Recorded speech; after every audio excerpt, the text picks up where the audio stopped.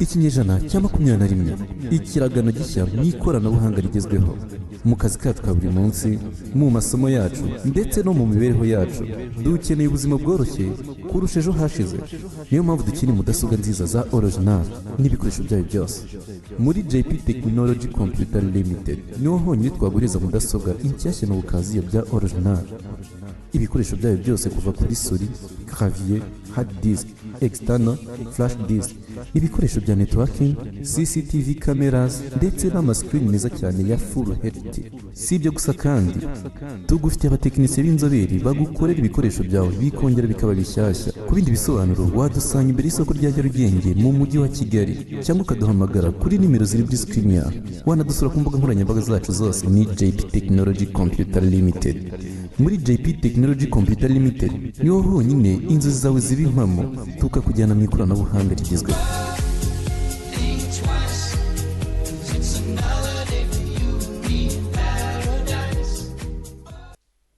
Dutangiye episode ya kabiri kuri Love and Sword.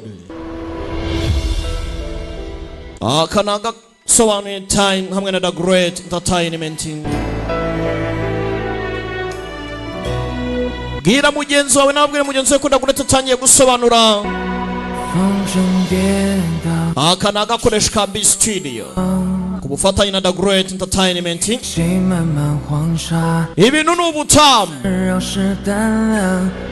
ni kugasobanuye times.com.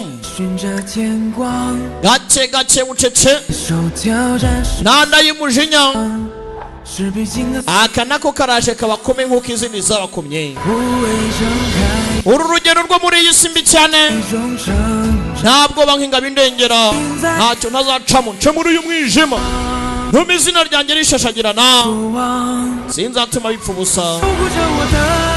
Gace gace bucece episode ni kabiri.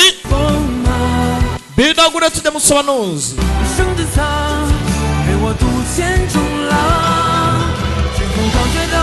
Filmu yikeneye ku gihe, uragana B Studio bayiguhera igihe. Ibi ntari ubutamu.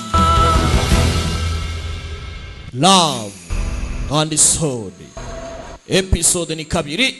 Sheni Changmei sleeping beside Yan Shao episode 2. 共分设4堂 na nyagasani wa Yuchima ni mubi cyane. Harimo division enye, buri kimwe cyose kiyobowe na tuvugana buri wese arimo araguhiga. None uzanywa hakuru muri Ruthless Man, Ruthless Parole. 已经领到抽筋了 bivuze ngo Yuchima iraza kuza ije kugukura hano. Bivuze ngo abantu benshi bagiye gutegeza Ruthless Parole, kandi urabizi nsotse hanze ahita ndangiza. 他不会懂， Ruthless Parole igira amategeko ntawagukoraho. 你完全可以等尉迟深 不会平白无故 Hako wa musore we 在江湖中出。 ntabwo uri umuntu wo kugaragara mu isi y'imirwanire uti dore inana wakatiye, ntumbaze impamvu yamukatiye. Uzi ko karangiye wangu. Episode ya kabiri nuko igenze, ntimucikwe na episode ya gatatu biragenda bite. Bibutsa ko nagakoresha ka B Studio ubufatanye na The Great Entertainment. 一站 Ibintu n'ubutamu tubonane muri episode ya gatatu. Bibutsa ko kandi izi filime ni kugasobanuye times.com, mwazisanga gusa nta handi. 美 Be The Great 满人生只一场，到极乱人是滥，情丝乱，那